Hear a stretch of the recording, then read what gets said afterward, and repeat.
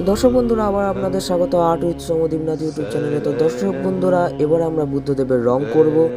রঙের মধ্যে প্রথমে ব্যবহার করব ইয়েলো, তারপরে অরেঞ্জ, তারপরে লাইট ইয়েলো, তারপরে পিঙ্ক। তো ভিডিওটি খুব ইন্টারেস্টিং হতে চলেছে, ভিডিওটিকে শেষ অবধি দেখবেন, তাহলে বুঝতে পেরে যাবেন আমি কিভাবে রং করছি এবং আঁকছি এবং ভালোভাবে ফুটিয়ে তুলছি। তো দর্শক বন্ধুরা, ভিডিওটা শুরু করার আগে জানিয়ে রাখি, আমাদের বেশ কিছু রঙের পেন্সিল এবং স্কেচ পেন লাগবে বুদ্ধদেবকে রং করার ক্ষেত্রে। তো প্রথমে আমরা ডমসের কালারিং পেন্সিলকে ব্যবহার করব, তারপরে আমরা ব্যবহার করব হচ্ছে স্কেচ পেন, যাতে আঁকাটি ভালোভাবে ফুটিয়ে তোলা যায়। তো চলুন ভিডিওটি আর বেশি বড় না করে শুরু করা যাক।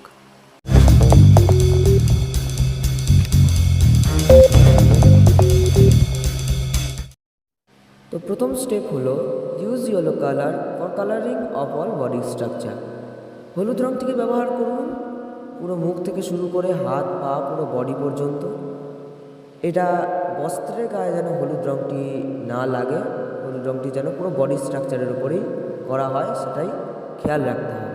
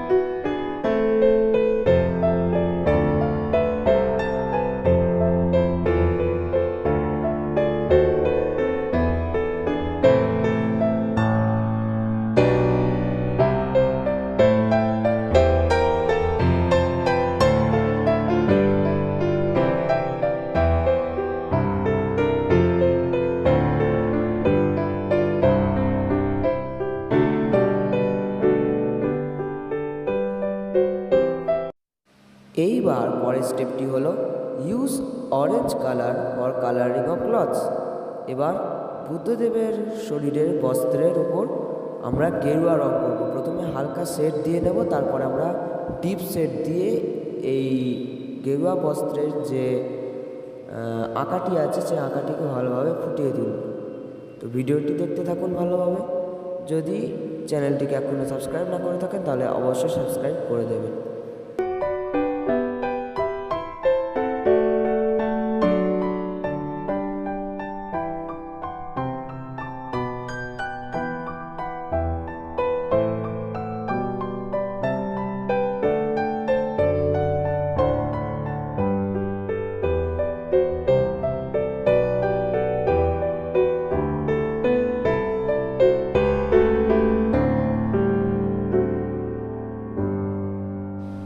তো আঁকাটিকে ফুটিয়ে তোলার জন্য এবার আমরা বস্ত্রের উপর অরেঞ্জ কালারের মাধ্যমে ডিপ শেড দেওয়া শুরু করব। তো দেখতেই পাচ্ছেন যে আমি ডিপ শেড দেওয়া শুরু করে দিয়েছি।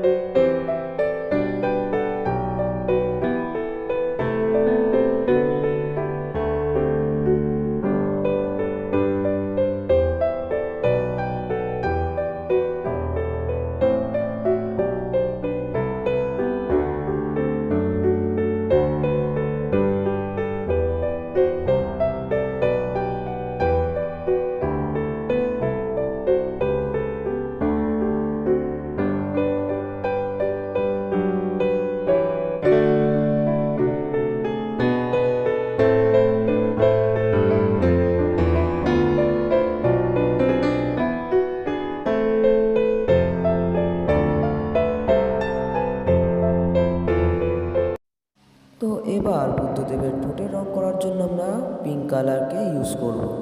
তো আমি লাল কালার এখানে ইউজ করতে পারতাম, আমি এখানে এই জন্য ইউজ করিনি যে লাল কালারের মাধ্যমে ঠোঁটের রঙটা গাঢ় হয়ে যাবে, সেটা যাতে না হয় সেই জন্য আমি এটা পিঙ্ক কালারকে ইউজ করছি।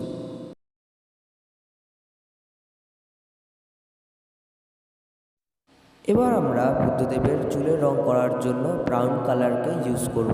তারপরে আমরা ওই ছোট ছোট বিন্দু বিন্দু যে রোলিংগুলো আছে সেগুলোকে ফুটিয়ে তোলার জন্য আমরা কালো রং ইউজ করবো, তবে সেটা শেষের দিকে ইউজ করবো। এখন আমরা বুদ্ধদেবের চুলের রং করার জন্য ব্রাউন কালারকে ইউজ করছি।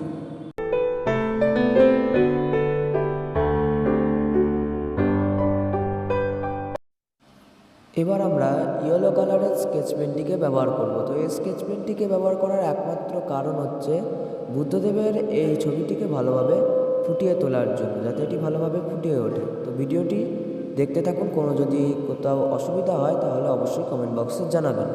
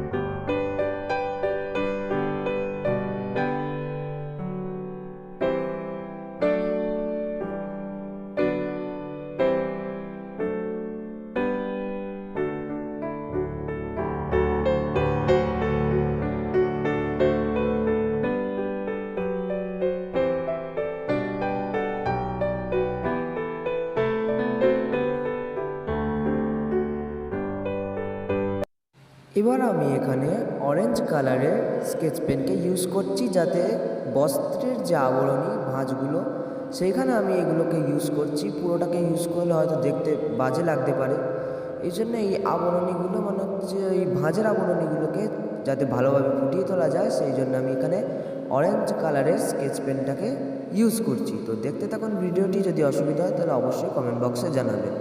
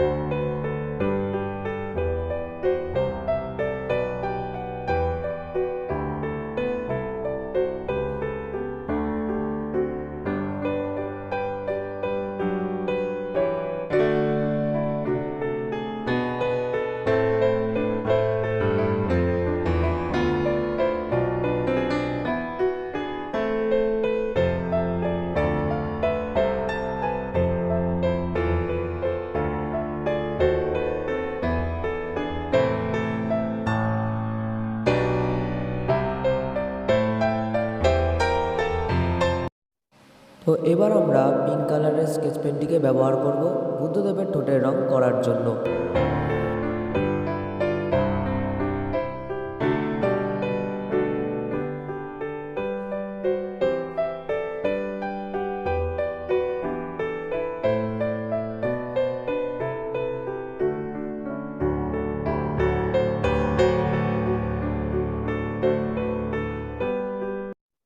এবার আমরা 8B পেন্সিলকে ইউজ করে বুদ্ধদেবের বডি স্ট্রাকচারটিকে ভালোভাবে বর্ডার দিয়ে নেব।